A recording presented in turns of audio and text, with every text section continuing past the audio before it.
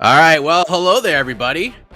We are getting ready for another UFC event. They're back tomorrow night, the Go Home Fight Night event for UFC 271. It's UFC Vegas 47, which will be capped off by a very interesting main event in the UFC's middleweight division. In fact, that fight will set the table for a few very pivotal 185-pound matchups in the Ultimate Fighting Championship as we welcome you in to the live UFC Vegas 47 preview show here on MMAfighting.com. I am Mike Heck. We have quite the cast of characters this week, which includes yesterday's winner on BTL, Mr. Jose Young. Hello, sir. How are you? I want my crown above my name right here. Casey had a crown at some point. Maybe the Crown Prince of Positivity is also here if we're talking about royalty. Mr. Alexanderklee. How are you, AK? The man who will never show up on Between the Links again because the show is corrupt. Yeah, I'm here. I'm feeling very positive about UFC Vegas 47. So can't wait to actually get down to business and stop talking about this fake-ass show. Wow. Can we just eliminate him from this panel? This is unbelievable. The prince of just awfulness right now.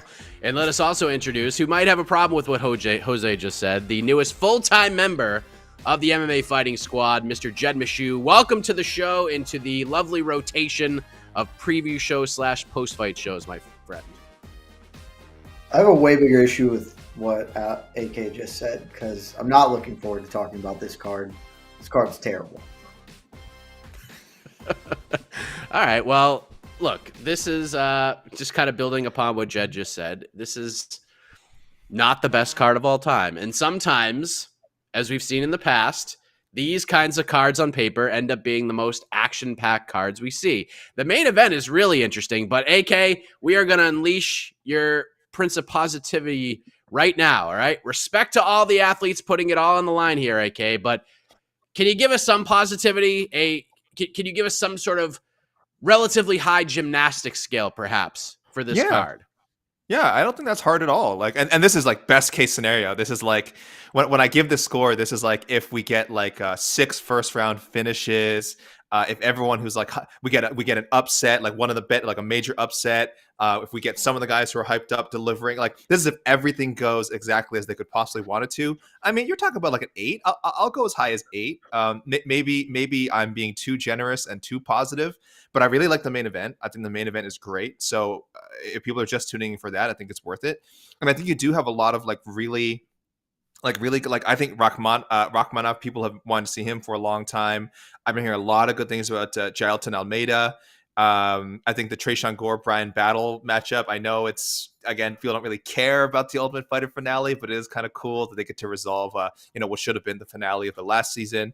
So I do think if everything goes like perfectly well, and again, this may be lowered expectations, but I do think this card is actually not bad. Am I saying like all 13 fights are going to be guaranteed bangers? I mean, probably not. But if you get like 8 or 9 entertaining fights in a card like this, I think that's good. I think that's something to look forward to.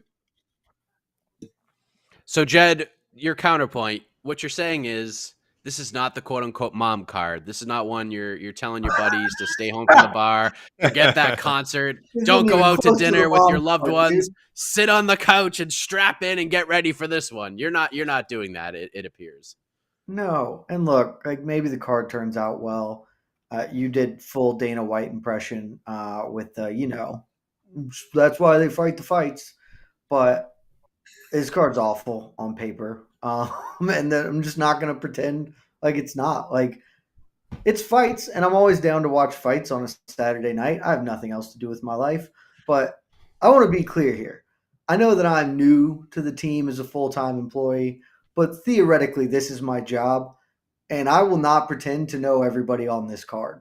Like, some of these people I have never heard of in my life. And maybe that's on me, but it's also on the UFC because I should be their target audience. And if they can't market these people and this card better than that, that's on them that they're producing this and expecting people to tune in.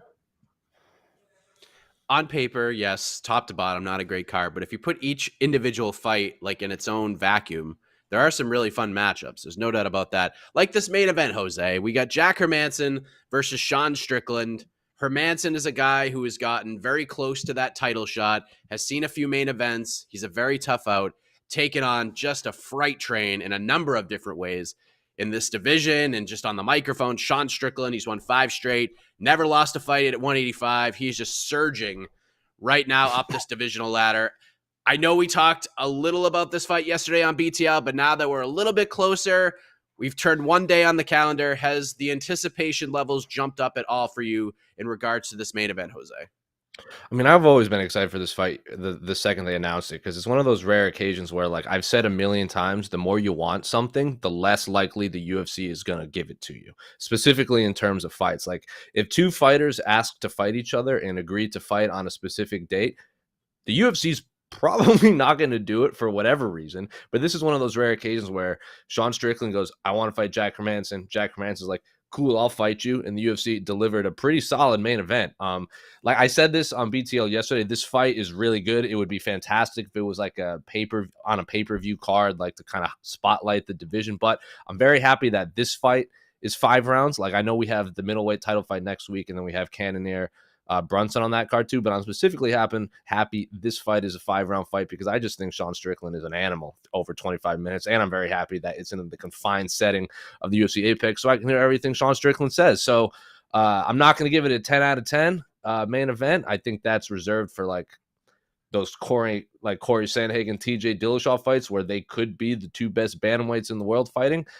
I'll give this a solid 8.5, 8 out of 10. My anticipation is very high for this fight, specifically to see if Sean Strickland continue winning a middleweight.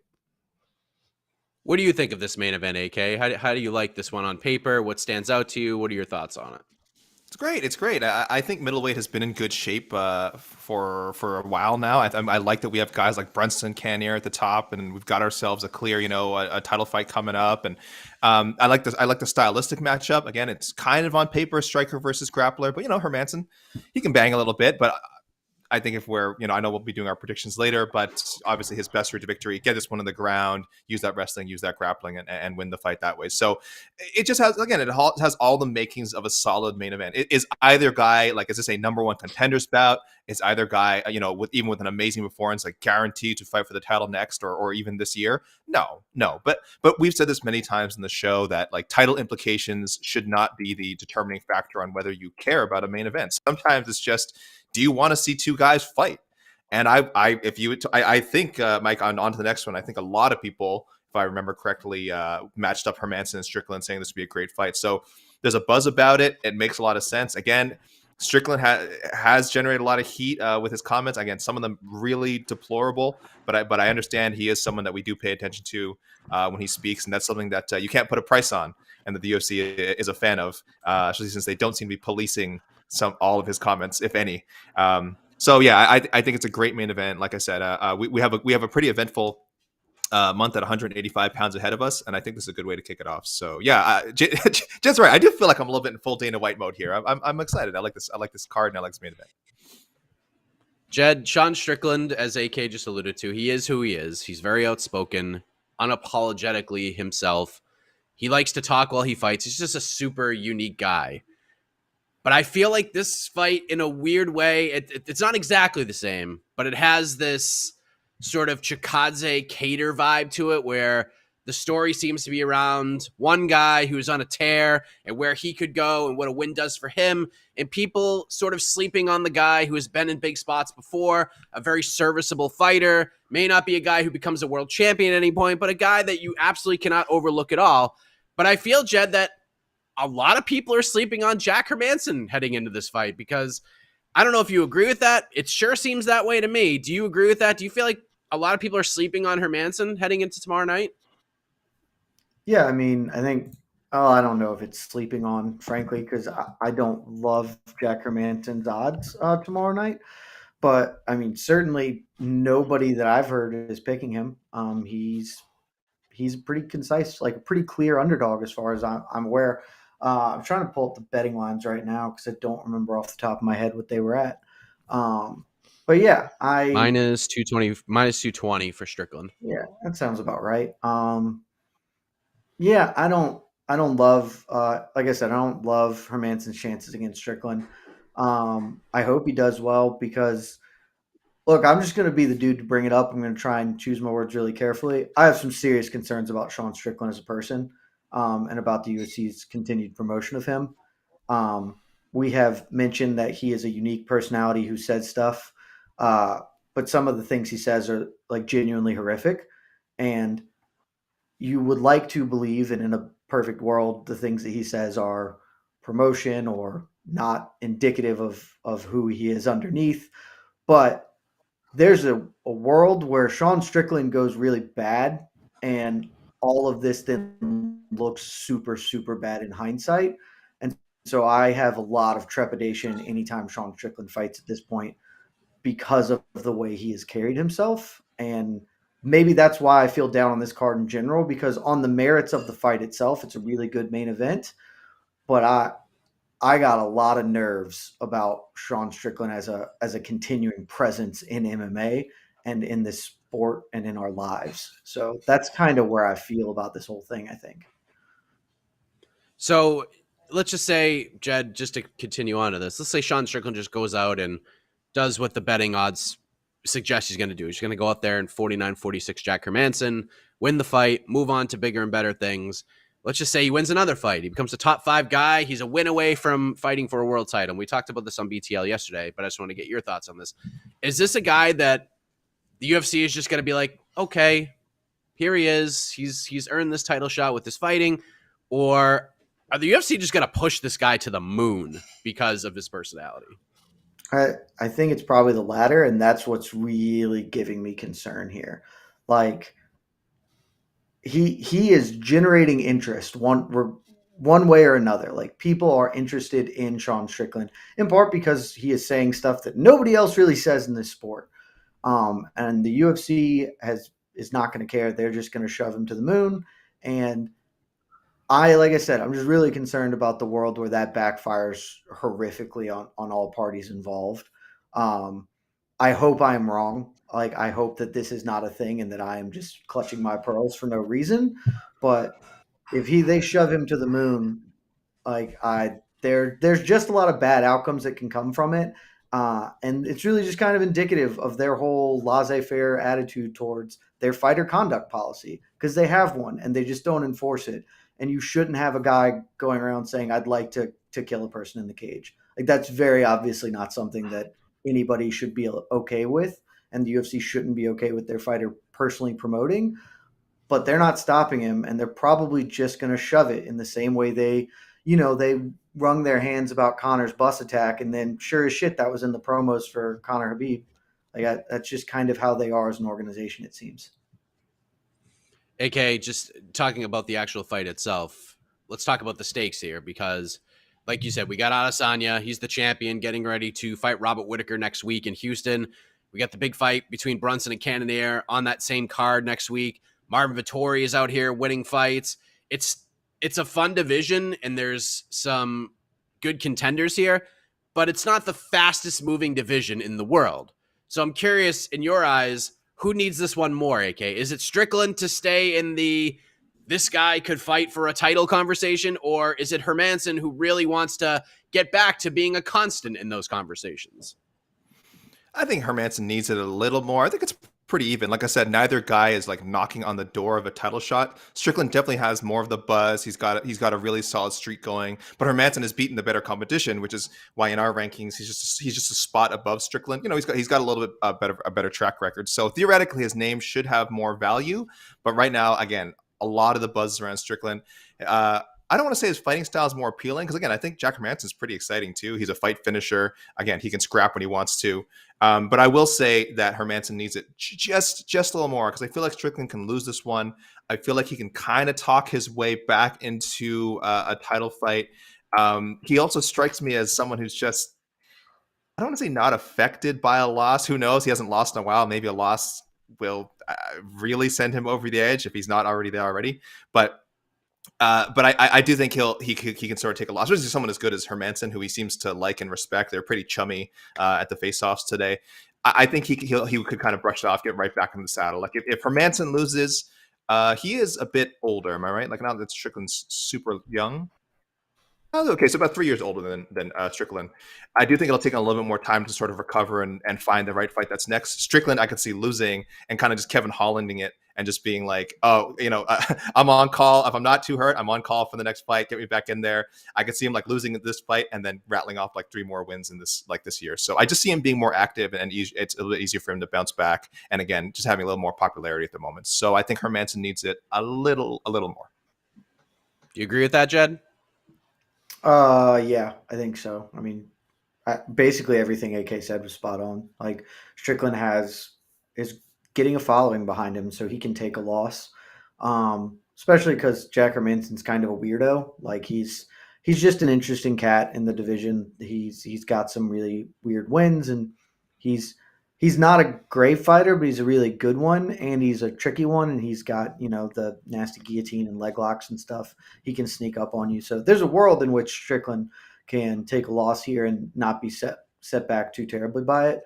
But I think if Hermansson catches an L this weekend, his title aspirations are probably done. I mean, not necessarily, but pretty likely that he'll never get to a title shot. So he really needs this one a little bit more than Strickland. Yeah, I don't care what Helwani says. Hermansson looks nothing like Chris O'Dowd, so we'll leave that at that and move on. I don't know what that was. I don't know what that was about. that was not a good photo close. Comparison. Not a little close. Bit, but definitely not uncanny, as I believe the word was. So, Jose, let's start the picks out with you, because right now Strickland, big favorite, minus 220, come back on Jack Hermansson, plus 180.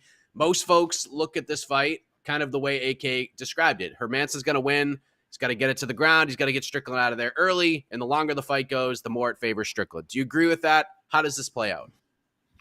I think Sean Strickland's going to get it done. I think it'll be a 25-minute, I don't want to say beatdown, but it's just going to be Sean Strickland doing Sean Strickland things. And I know AK said he thinks Jack Hermansson's resume is a little better. I don't know if that's the case. Like, Jack Hermansson has fought in maybe more impressive fighters in middleweight, but I don't think he's beaten a lot of fighters better than the guys that Sean Strickland's beating, because like, who's he lost to? Like, or I guess the Jacare, but like Jacare beats Jacare Souza, kind of a shell of what Jacare Souza was. He's no longer in the UFC. And then he's got smoked by Jared Cannonier, and he got just absolutely manhandled by Marvin Torrey, who took that fight on short notice. Let's not forget he was trained for a 3-round fight. So Jack Hermansson's lost to a lot of guys that are in like that top 5 range, and beaten a lot of guys that maybe not in the UFC, or in Edmund Shabazian's case, it's on like a 3 or 4 fight losing streak. Kelvin Gastelum's not been accustomed to the win column much lately. So Sean Strickland's looked obviously really impressive there, and he beat a fighter in Uriah Hall who had looked better than ever when they stepped into that 5-round fight. So I think Sean Strickland's going to get it done. I think he does enough to avoid all of Jack Hermansson's submissions. Now, if Jack Hermansson can score a takedown real early in the fight when they're both dry, I could just be talking out my ass right now, and Jack Hermansson just gets another like sub-minute leg lock submission. Because let's not forget, was it Sean Strickland the one that said Brandon Allen took the coward's way out when Brandon Allen got a leg lock? So Sean Strickland's head is just going to explode if Jack Hermansson just leg locks him in the first 30 seconds. Then we get another chaotic post-fight interview from Sean Strickland calling someone a coward to his face this time in the octagon. But I think Sean Strickland gets it done.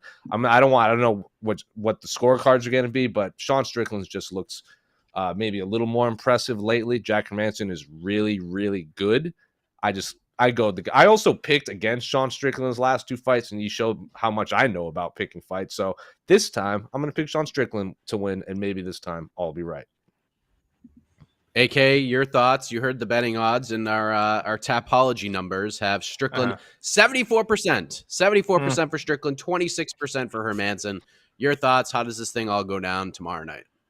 For the record, Jose, you did not mention his win over Kelvin Gastelum. Hermansson's win over Kelvin Gastelum. And if anyone listened to the ranking show this past week, they'll know that a win over Gastelum for me locks you into the top 5 at 185 pounds. So I said Kelvin Gastelum. I said he beat Kelvin. I said he beat Kelvin Gastelum, who's not very accustomed to the win column lately, just like Edmund Shabazian. All right, fair enough. I have a lot of stock. Tough 17, never die. All right, I put a lot of stock in a win over Kelvin Gastelum, but I understand why others may not. Yeah, I'm leaning towards Strickland. I think I have to this time.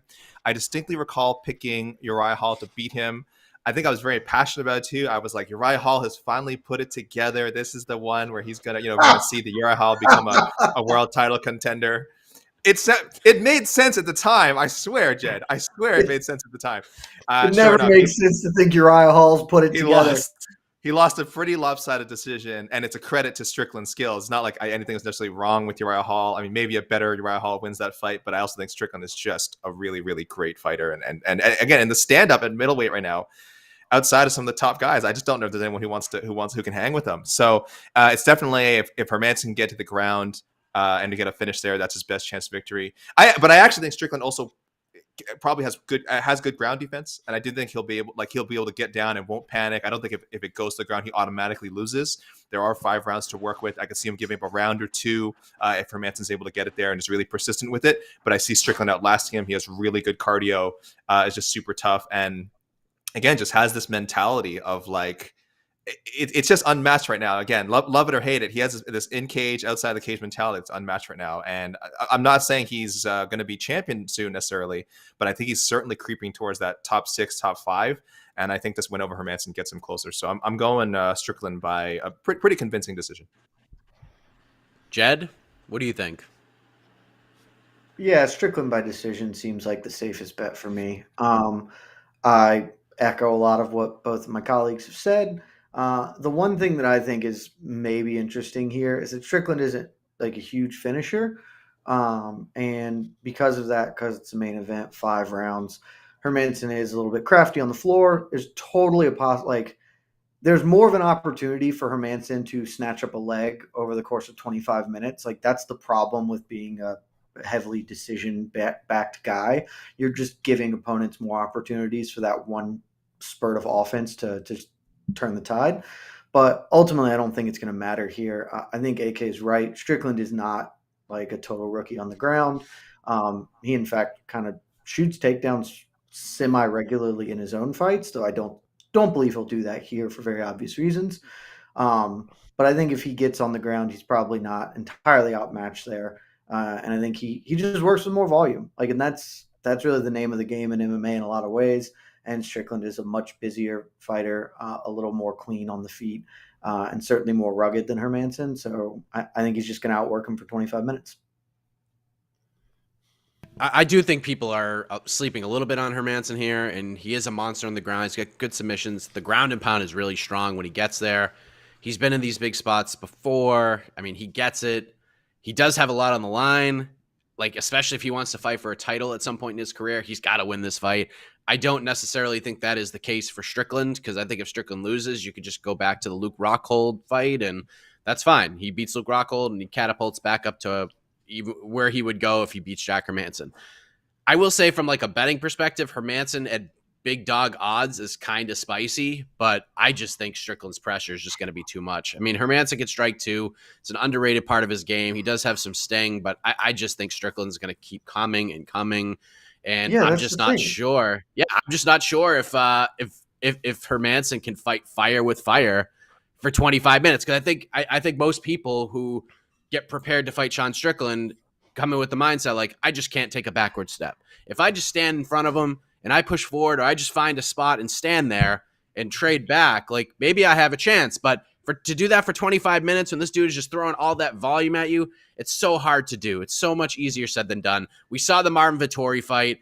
The volume, the pressure just became too much for Jack Hermansson. Jack, yeah, he had his moments in the fight, but I mean, it was the Vettori show most of the way. I think it's a pretty similar bet here, 49-46 Strickland, but I think Hermansson will have his moments. It's going to be a fight that we go on the post-fight show and say, yeah, that was a pretty fun fight, but yeah, I think this is the Sean Strickland show tomorrow night. Just the volume's going to be too much. What were you going to say, Jed?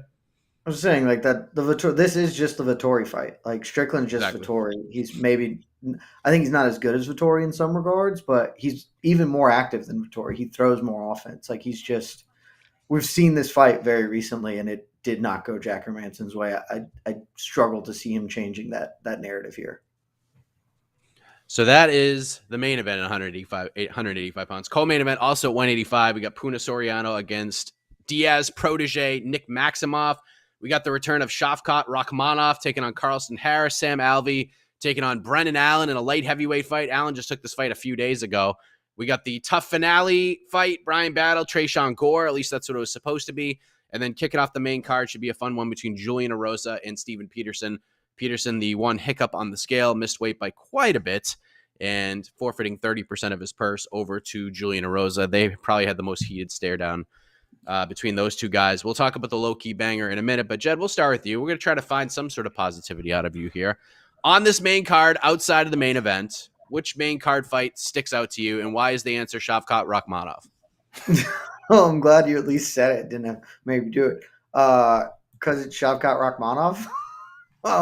He's a really interesting fighter. He might be really good. I'm unclear exactly how good he is, but I think I have him ranked in my top 15 on the division. He has obviously made a really strong start to his UFC career. 2 submission wins over Michel Prazeas and Cowboy Oliveira. That's right? It's those 2. Yes, I am correct. Cool. Yeah, so he undefeated is always a buzzword, especially in MMA. So it's very interesting, and undefeated and coming in and not getting softballs to start his UFC career. Like Cowboy Oliveira is a super good veteran in this sport. Like, granted, maybe stylistically that was an easier fight for Rakhmonov, given that Oliveira is getting a little older. But look, Oliveira and Prazeas, guys who have been around the block, a lot of fights in the UFC, extremely competent fighters, and Rakhmonov did the damn thing. Like, this guy could be really good. And so watching him fight, to steal Jose Young's phrase, I watch him make a bowl of pudding because I want to see what this kid can do. But he's going up against a guy who himself has been really exciting in his first couple bouts in the UFC. Carlston Harris has a couple of spicy wins. And so this is, to me, this should easily be the co-main event. I'm honestly not sure why it isn't. But yeah, this is, if there's another fight to give a crap about on Saturday, it's, now that I'm a full-time person, I gotta monitor that language a little bit more. If there's another fight to give a crap about on Saturday, for my money, it's this one.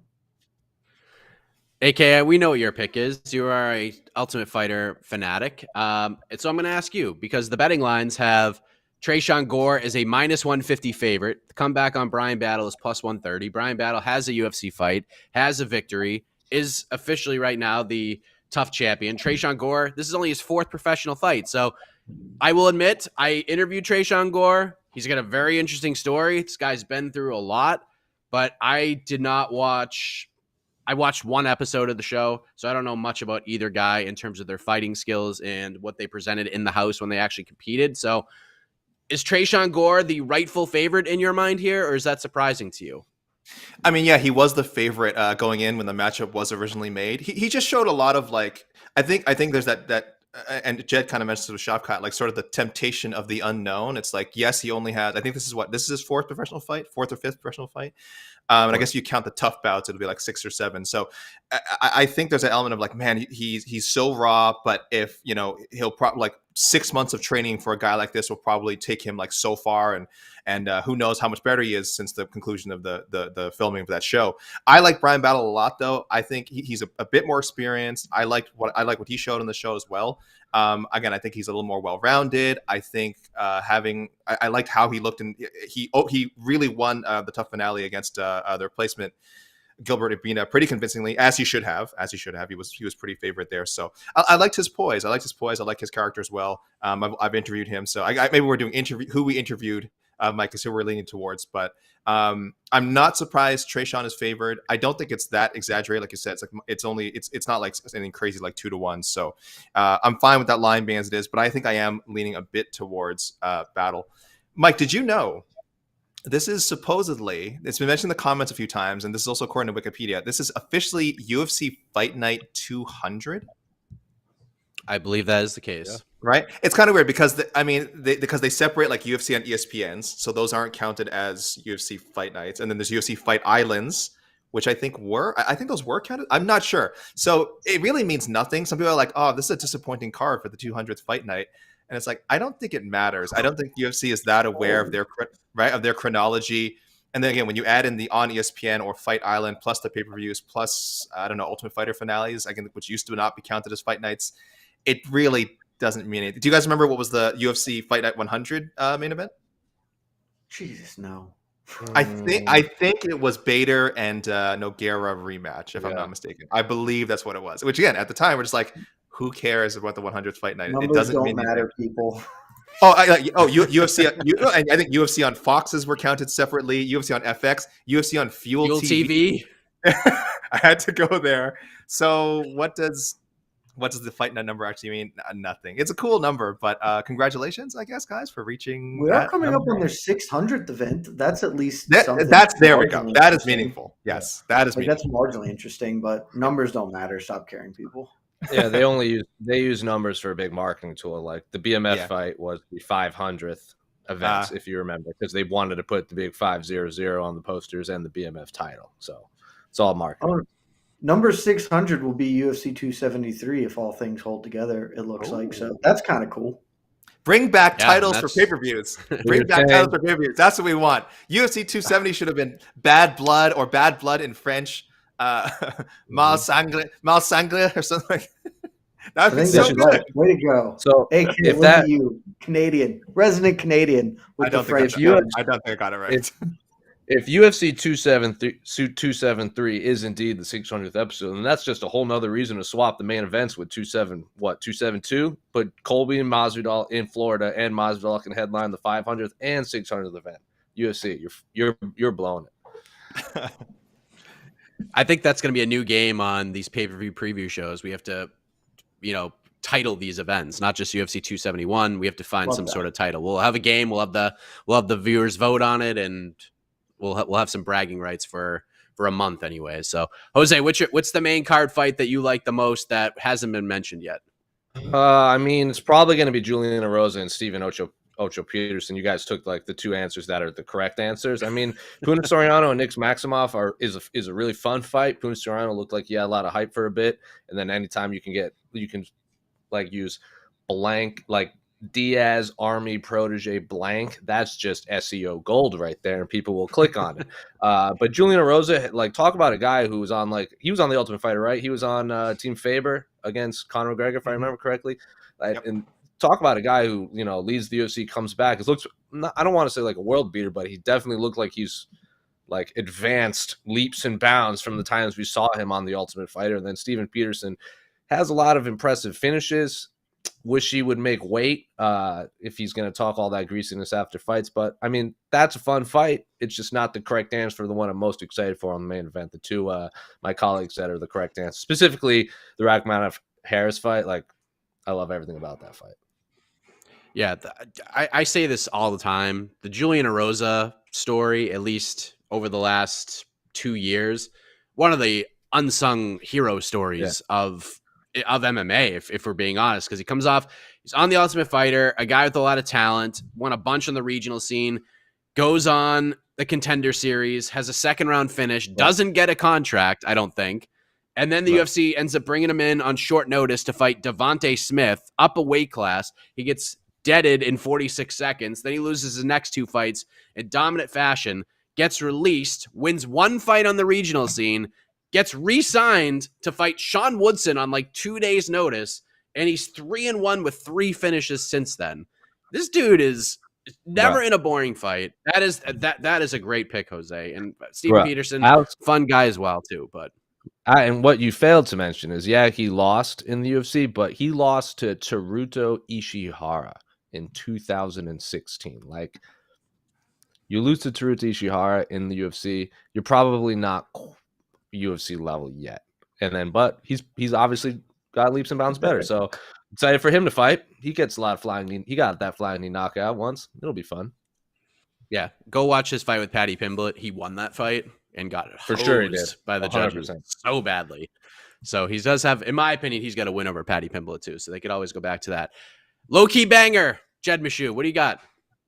I don't know. Every fight on this card's a low key banger, or a low key, I guess. They're not all bangers. Give me Miles Johns versus John Castaneda. I know it's the prelim main event, but no one cares. No one's talking about it. And Miles Johns he's a hitter. Miles Johns is really, really damn fun. I talk about this all the time on our various programs. it's great to come out and be exciting and win, but it is an equally important skill set to be exciting and get got.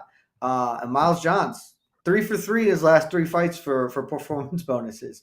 He got 2 himself with KOs, and then he got obliterated by Mario Batista with flying knee, and Batista got a KO of the night for that. So anytime you're on a 3-fight performance bonus, even if you're on the back end of it, you're probably worth watching. And give me that one. Yeah, it's a fun fight. Castaneda coming off that win that AK didn't even remember against finishing Eddie Wineland in the first round back in February of 2021. That didn't happen. I still don't believe that happened. I sent you the damn clip and you still didn't believe it, which is amazing. I didn't watch it. Because I thought it was fake. I'm like, why does it send me this fake? Is this like a, when people say like, Mike is notorious for sending viruses through Slack. Yeah. I know. You're not this time, heck. Not this time. I hope I didn't do that. Damn it. I have to pay attention. So, AK, what's your low-key banger? Let's get us out of this virus talk and talk more viral, under the radar fights. I kind of got an eye on Chidi and Njokuani. Did someone say this already? And I wasn't paying attention. I'm sorry. Chidi and Njokuani and Marc-Andre Barriault. No, you can. It's all yours, buddy. I said it on BTL yesterday. Okay. Yeah. That's probably where I got it. That's probably why it sounds familiar. I was watching that incredible program yesterday. Sure you were. I if anyone's like kind of like raising their eyebrow, they're like, is that the Chidi and Njokuani from Bellator? Yeah, he had to go through the Contender Series. I hope. Let me ask first: do you think he had to sign to like a Contender Series contract? That would sound do you think he's coming in like at like 12,000 or whatever? So. Like, that's brutal. No, that's not going to be right. like, hey, you fought for Bellator a few times. Let's give you a 500% pay bump. I mean, he should constituents like 40K. 40K, is that unreasonable? Like, this is ridiculous. This guy's a veteran. This guy has fought legitimate. Like, I would say, we weren't doing our rankings at the time, but a handful of top 15 ranked middleweights. I mean, he didn't beat them necessarily, but he's a talented guy and he's a veteran. He should like, this is ridiculous. Why didn't beat him? Contender Series, the whole I mean, last season was weird. It was a lot of experienced guys who like had done a lot in other promotions, but obviously not in the didn't matter to the UFC. So they got to go through Dana White's show, I guess, and fight for his love and admiration. Promotion, AK. That's how you get fighters noticed. Doesn't matter if they've been competing in Ryzen on the Tuesday Night Contender Series. That's where fans tune in. Marc-Andre Power Bar, as they call him, has looked good since moving to Stanford MMA. I always think a talented guy like him doing a camp change like that is so important. So I believe in the results. I want to see him really move up the middleweight rankings. But Chidi and Njokuani is super tough. So I like both guys. I like this one going the distance, and I like it being one of those sort of competitive back and forth middleweight fights, and not one of those weird middleweight fights. Sorry, Jed. Yeah, Julie. I mean, anytime Julia Stoliarenko is on a card, she's going to bring the ruckus, and I think Alexis Davis is more than down for that, so that's a fun fight. I'm going to go just because of the potential that this guy has, and I'm curious to see like how good he actually is. Phil Rowe versus Jason Witt is one of those fights that stands out to me, because Phil Rowe, for a guy that's a welterweight, it's just, I mean, he's freakishly tall. I think he's almost an 11-inch reach advantage on Jason Witt tomorrow, something crazy like that. Like, they look like two completely different human beings when it comes to like the size and stature of welterweights in the UFC when those guys faced off. So Phil Rowe had a tough start to his UFC career.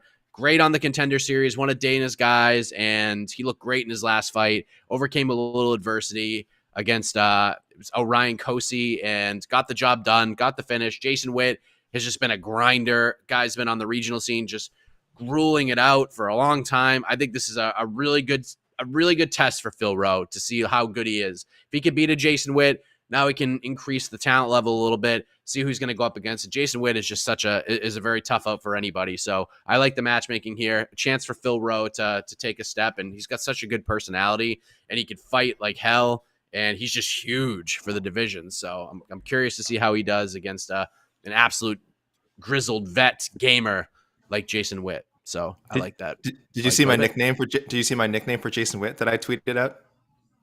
What was that? Jason Brevity is the soul of wit. 0 likes, 0 retweets. Good job. No interaction. Did you hashtag it so it had a chance to go on the broadcast? Did that make the broadcast? Oh, I should. Oh, I'll tweet it again tomorrow. There we go. That's what I'll do. I'll tweet it again on Saturday night. I should have done my timing was just off. My timing was just off. If that makes the broadcast, you win next week's game of naming the pay-per-view without even us having to take a guess. How about that? You'll be on the board. You'll have a point. And that's, I should add. I'll add Bruce Buffer or whoever is it, Joe Martinez, whoever it is, and I'll make sure that I'll say. Did you guys know about this nickname? Just make sure you say it. It's the Buff Man tomorrow. It's Buffer Okay. and probably all black with the bow tie, just crushing it. So, all right, let's go to the peeps for some questions. We got the Casey line on the ones and twos. Because through the because best no questions. one asked, the correct answer for the prelims to watch out for is Hakeem Dawodu and Michael Trezano. Move on.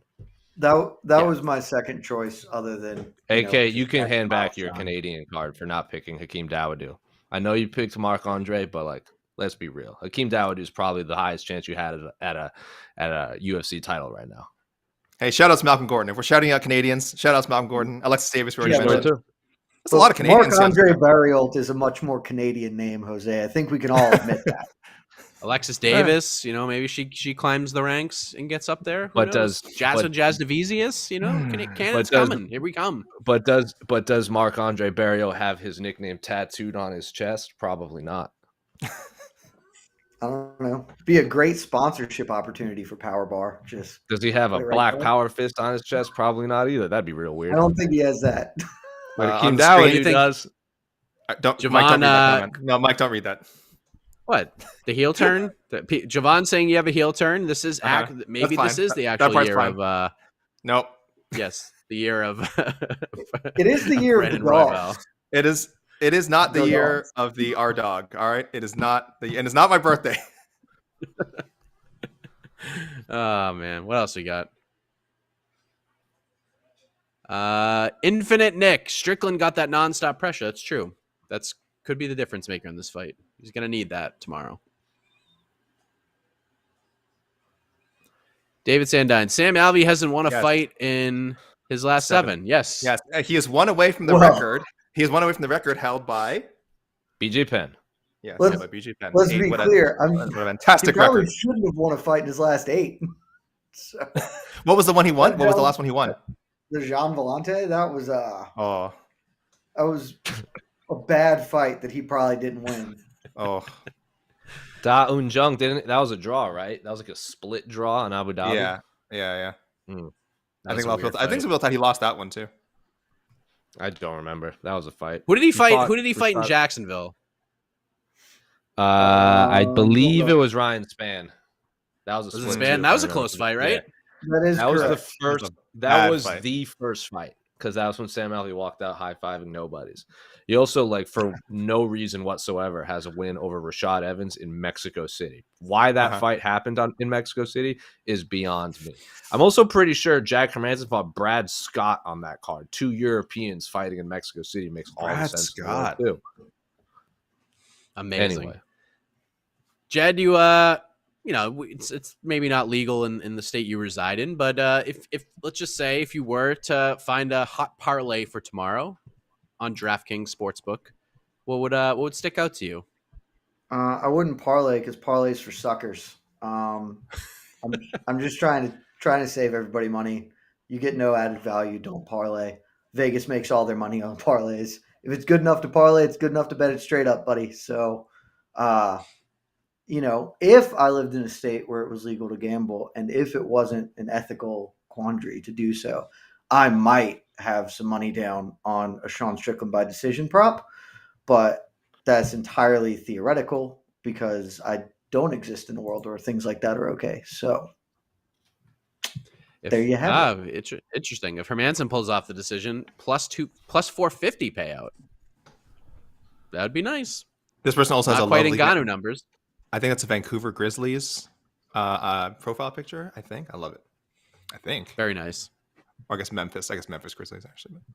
I once owned a Grizzlies jersey when Big Country got drafted in the 90s. Good. I made sure I got that as big country guy. Brian Javon Reese, Strickland can't is miss. terrifying as a person, not even necessarily as a fighter. He's the dude you worry might keep pounding away after a fight ends, yet I'm compelled to watch. Awful, amazing, I don't know. We got Jed's take on Javon, and on Javon's question here. He was more on the former side, more awful. Where are you, Jose? Would you consider him more awful or amazing in terms of his fighting abilities mixed in with the character that he is as well? Very, like, he's a very talented fighter, obviously top 5 middleweight in the world, puts pressure on like very few people can. Not a fan of the human being outside of the cage, but that's not really what we're talking about. I don't really like everything he says. I'm just like, oh no, like I would never want to be around this human being whatsoever. And I do echo what Jed says, that man, if there was a headline in like a year from now that Sean Strickland did blank outside of the octagon, would any of us be surprised? Probably not. In fact, Sean Strickland uses phrases like, whenever I kill a guy at some point in my life, like, don't say that. Don't say you would fail as a father if your son was gay. Don't say a lot of things that Sean Strickland says. So what did he say about Kevin Holland? He said something pretty horrific about him as well, like in the last few days. Like, I don't want to repeat it if I'm remembering correctly, but that was pretty awful too. So yeah, not a fan of the human being. Incredibly talented fighter. I want to say What just else? on this, Okay. like, look, Sean Strickland has been really open about what has led him, in his opinion, to be in Yeah. this way. And I totally sympathize with that and like Mhm. empathize, For sure. understand. And I honestly really appreciate how open and honest he is. Yeah. I don't love the things that he says, but I actually, again, I'm not actually even saying that he shouldn't say that, but that the UFC should not allow that to go unfettered. Like that somebody should jump in and be like, Sean, you cannot say that you want to kill somebody in the cage. Like, you cannot do that. And because nobody's having the conversation with him, like, that's one of the big issues. At some point internally, he is recognizing that the things he says are provocative and maybe not of the norm and stuff, but that's just kind of part and parcel with what happened to him and how he's developed as a person. But at some point, like, somebody has to grab the reins and be like, you can't just say all these things, dude. You're a top 5 middleweight. You might challenge for a world championship one day. You can't talk about wanting to kill somebody in the cage. That's extremely not okay. Because it's one thing to recognize that these things are bad or other or whatever. It's another thing to actually reckon with that and try to be better about it. And as far as I can tell, Sean Strickland has done none of the latter. He's done the former. He's Sure. admitted that these things aren't great, but he is not reckoning with this in a meaningful way. And that just creates so much opportunity for this to go so sideways if something bad happens. Yeah, remember when Frank Mir said that and lost his commentary job? Yeah, Oh, how the like, times have changed. Yeah, there used to be fines and things like that. Have you ever heard of free speech? I mean, Oh yeah, that's how free. That's how free speech works. Yeah, I'm Yeah, not that's jumping how on. free I'm not jumping Oh. on this. All I'm going to Yeah, say I'm not is jumping when on it. you for a when you're president, when the president of your company for the last 10 years says we want to be the greatest sport in the world, we want to be mentioned with the NFLs, the NBAs, Major League Baseballs, NHLs, etc. None of their athletes are saying things like this, and if they are, there's a statement out, there's a fine, there's a suspension, there's a code of conduct that you must adhere to. Otherwise, you are punished for that. So it is what it is. There it's you go. also Walkout just Network. so weird. Like, I've followed this sport for almost 20 years now. Dude, this never would have happened 15 years ago. Not because, Never. morals or whatever, but because they were terrified of that being the image that publicly was presented to the world, that human cockfighting. And now they just don't care. It's so weird. It's so strange to see how that ball has moved. And let me add this, and Jose mentioned it. I guess I understand why people think that whatever the "I'm going to kill people" comments is cool because they're cage fighters. Fine, I think it's. I'm not a fan of it, but I understand if you're kind of like that's borderline, and you're a fan. You're like, whatever. It's just fight talk. If you're okay with what the dumbass comments he's made about homosexuals, leave the chat. Leave the chat because you don't know what you're talking about. You're out of your element. That stuff he said about gay people is really ignorant.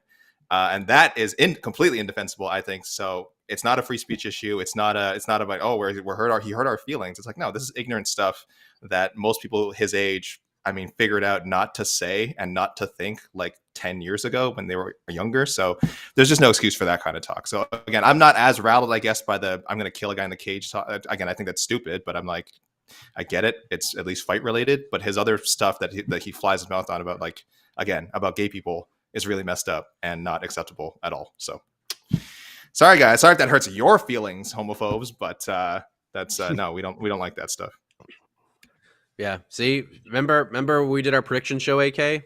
We got that question. Will Sean Strickland cross the line to the point, buy or sell, that the UFC will actually release some sort of statement about Sean Strickland? And we both sold that like immediately. I think the only way they were happening. I genuinely think the only way they release something is if he fights on an ESPN card and says something like this on ESPN. That's the other thing, though. Like, at some point, he's going to. He is going to, and he's going to beat somebody. You cannot put a mic in front, like a hot mic in front of that dude. There is no way in the world that any producer worth their salt would allow Joe Rogan to interview that man on national television with a hot mic. You cannot do it. That would be such an abdication of your freaking job. Like, I just don't understand any of the Sean Strickland stuff because it's pretty easy to manage, and they just have actively tried not to. Like, it boggles my mind. It truly boggles my mind. All right, let's see if we can get a couple more questions outside of this conversation. Try to end on a positive note. Do we have anything more? Yeah, 1 second. Something not Strickland speak related?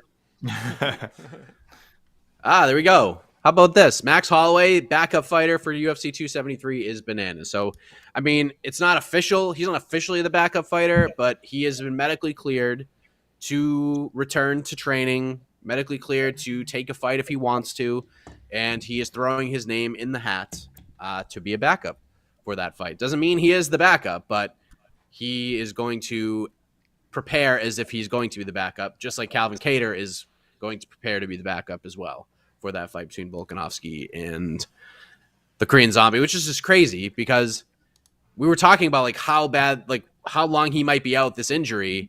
And if the UFC just waited like 3 weeks, we would have still had the rematch and just put it on this card. So they moved the damn fight back anyways. So, I mean, we get to have our cake and eat it too. We get a Korean Zombie potential title fight, a chance to win the belt, and then we get Max Holloway waiting in the wings. So I guess this is just a embarrassment of riches, if anything.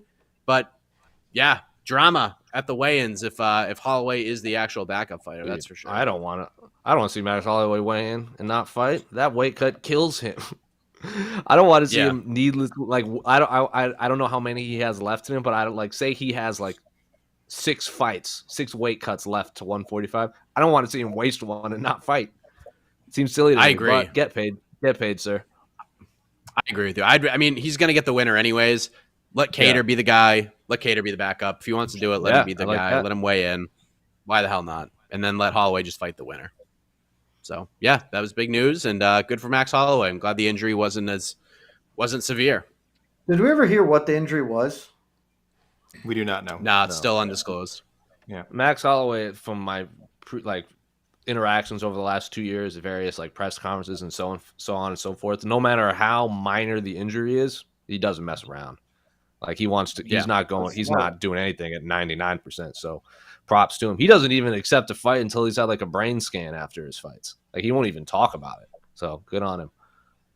Yep. Good on him indeed. So Really yeah, smart. there you go. Very smart. Max Holloway is one of the good ones. Featherweight, great division.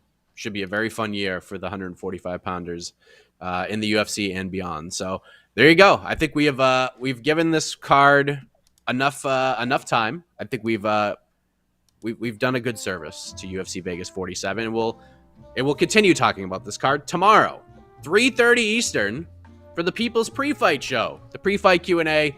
Join us here. We'll answer all your questions. We'll get EKC on here as well.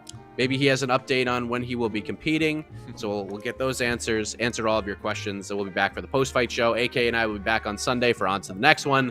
So it's regular UFC programming all over the place on this go-home card for UFC 271. So for AK, for Jed, for Jose, I am Mike Heck. Thank you to Casey Leiden on the 1s and 2s. Thank you for watching and or listening.